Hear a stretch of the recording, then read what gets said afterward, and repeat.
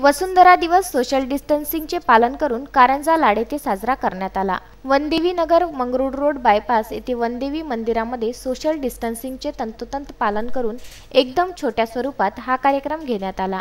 यावेळी कारंजा येथील कार्यतत्पर महिला निशा खुमकर या महिलेने वसुंधरा दिनाचे औचित्य साधून वसुंधरा टीममध्ये आपलं पदार्पण केलं। यावेळी खुमकर यांनी पुढील काळात आपण वसुंधरेच्या कार्यात सर्व मिळून ताकदीने हातभार लावू असे वक्तव्य त्यांनी यावेळी केले।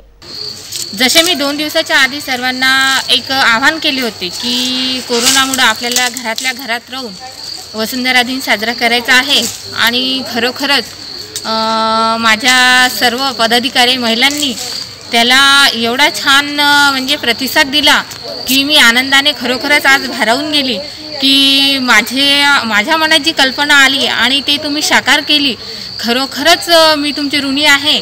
यावेळी नैसर्गिक पर्यावरण संवर्धन व मानवता विकास संस्था महाराष्ट्र महिला अध्यक्षा नीता लांडे, जिल्हाध्यक्ष वसुंधरा टीम वाशिम अर्चना कदम, सचिव शुभदा रेडगे ह्या उपस्थित होत्या। अक्षय लोटे, विदर्भ न्यूज, कारंजा लाड।